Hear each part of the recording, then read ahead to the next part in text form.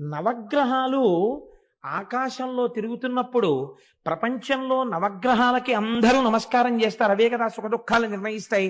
ఆ నవగ్రహాలు మేరు పర్వతం యొక్క శిఖరానికి ప్రదక్షిణంగా తిరుగుతుంటాయి. నవగ్రహముల చేత ప్రదక్షిణం చేయబడుతుంటుంది ఆ మేరు పర్వత శిఖరం. ఎంత గొప్పదయా మేరు పర్వతం అన్నాడు. అనేటప్పటికీ ఈయనకి చాలా బాధేసింది. నిజమే, నాకు ఉన్నాయి ఇంతంత శిఖరాలు. ఏది ఎవరు తిరుగుతున్నారు నా శిఖరాల చుట్టూ? కుక్కలున్నాయి, ముంగిసలున్నాయి, పావులున్నాయి, పెద్ద పులులున్నాయి, సింహాలున్నాయి, నదులున్నాయి, పర్వతాలు, అరణ్యాలున్నాయి. ఏది అట్లాంటి కీర్తి నాకు ఎక్కడుంది? ఇప్పుడు వెంటనే అన్నాడు, ఏం చెయ్యమంటావు అయితే నన్ను? నేను కూడా అలాంటిది ఏదో పొందాలి. ఇప్పుడు నవగ్రహాలు ప్రదక్షిణం చేసినప్పుడు మేరు పర్వతం పొందినటువంటి ఉన్నతి ఏది ఉన్నదో అంతటి ఉన్నతి కన్నా గొప్ప ఉన్నతిని తాను పొందాలి. అది ఏ ఉన్నతి? ఏం చేస్తే అంతకన్నా గొప్పదవుతుంది? అతనికి ఒకటి తెలిస్తే కదా అది అడగడానికి. ఇప్పుడు ఇంకా ఏమిటి? ఇంక తన ఇంట్లో ఐశ్వర్యం ఏమిటి? ఎన్ని అరణ్యాలు ఉన్నాయి, ఎన్ని మృగాలు ఉన్నాయి, ఇవి కాదు. ఓం నమ శివాయ అంటూ ఆ శివ పంచాక్షరి మహామంత్రం షడక్షరి చేస్తూ కూర్చున్నాడు. అలా కొన్ని సంవత్సరాలు అయిపోయింది, వేల సంవత్సరాలు అయిపోయింది. ఆయనలోంచి బయలుదేరిపోతోంది తపోధూమం. దేవతలు చూశారు. అమ్మ బాబోయ్, ఏమి వింజుడి తపస్సు! మహాదేవా, అతని తపస్సు సామాన్యంగా లేదు, మీరు వెళ్ళి ప్రత్యక్షం అవ్వండి అన్నారు.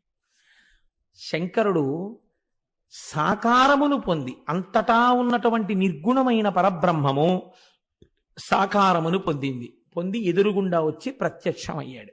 చేతితో స్పృశించాడు. బహిర్ముఖుడయ్యాడు వింజుడు.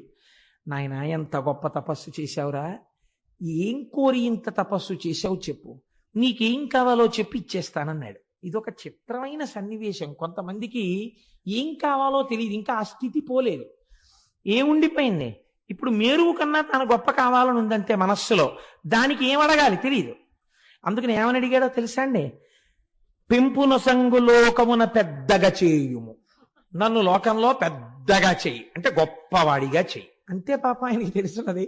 నారదుడు ఇదే కదా అడగమన్నాడు, ఇదే అడిగాడు. అయితే ఒకటి మాత్రం నిజమండోయ్, గురువు మాట మీద, ఈశ్వర వాక్యం మీద విశ్వాసం ఉంటే చాలు, రక్షించేస్తుంది. కామకోటి పీఠాధిపతులు చంద్రశేఖర పరమాచార్య స్వామి వారు ఒకసారి ఆ కంచిలో బయట కూర్చుని ఉండగా ఒక పల్లెటూరు నుంచి ఒక రైతు వచ్చి ఆయన పాదాల మీద పడి నమస్కారం చేశాడు. ఏందైనా అన్నారు. నా పిల్ల పెళ్లి కుదిరింది, నాకు మొట్టమొదటి నుంచి రోజు మిమ్మల్ని ఆరాధించడమే నాకు తెలుసు. అందుకని నా పిల్ల పెళ్లి కుదిరితే వాళ్ళ కట్నం అడిగారు. కట్నానికి, పిల్ల బంగారానికి, బట్టలకి అన్నింటికీ కలిపి ఓ 25 కాసులు బంగారం కావాలి. ఆ బంగారం మీరు ఇప్పిస్తే వెళ్ళి పిల్ల పెళ్లి చేసుకుంటాను. అక్కడ ఒప్పుకుని వచ్చాను, మీరు ఉన్నారు కదా అని. బంగారం ఇప్పించండి, వెళ్ళిపోతాను అన్నాడు. పరమాచార్య స్వామి అంత అమాయకులు ఇంకా చూశారు. నిజమే, ఆయన పూనిక అటువంటిది. ఆయన అన్నారు, నేను సన్యాసిని, నువ్వు నన్ను ఇలా అడగకూడదు, నేను ఇవ్వకూడదు, కానీ నువ్వు నా యందు పూనికతో అడిగావు ఒక గురువుగా, కాబట్టి నేను ఒక మాట చెప్తాను. ఈ మాట కామాక్షి అమ్మవారిని అడుగు, వెళ్ళి అడిగి ఏమంటుందో కనుక్కుని నా దగ్గరికి రా, చూద్దాం అన్నారు. అలాగే అడుగుతాను, మీరు ఏం చేయమంటే అది చేస్తాను, ఇవ్వడం మీ పూచి, ఎక్కడికి వెళ్ళమంటే అక్కడికి వెళ్తాను. కామాక్షి అమ్మవారి గుడికి గురువు మాట మీద ఇది యథార్థంగా జరిగిన సంఘటన అండి. కామాక్షి అమ్మవారి గుడికి వెళ్ళి అమ్మవారి ముందు నుంచి ఇదే అడిగాడు. పిల్ల పెళ్లి కుదిరింది, పరమాచార్యుల వారిని నమ్ముకున్నాను, ఎప్పుడూ ఆయనకు నమస్కారం పెట్టి పొలానికి పోతుంటాను.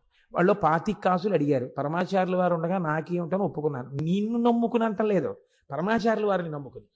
25 కాసుల బంగారం ఉంటే పిల్ల పెళ్ళి అయిపోతుంది. ఆయన దగ్గరికి వెళ్ళాను, నీ దగ్గరికి వెళ్ళి చెప్పి రమ్మన్నారు, నీకు చెప్తున్నాను, నీకు చెప్పాను, గురువు గారి దగ్గరికి వెళ్తాను, ఆయన డబ్బు ఇచ్చేట్టు చూడు, వెళ్ళిపోయాడు. ఇప్పుడు మళ్ళీ వచ్చాడు. వచ్చేటప్పటికి పరమాచార్య స్వామి మళ్ళీ అక్కడే కూర్చుని ఉన్నారు. ఈయన వచ్చాడు. వచ్చేటప్పటికి ఎక్కడి నుంచో జమీందారు గారు వచ్చారు.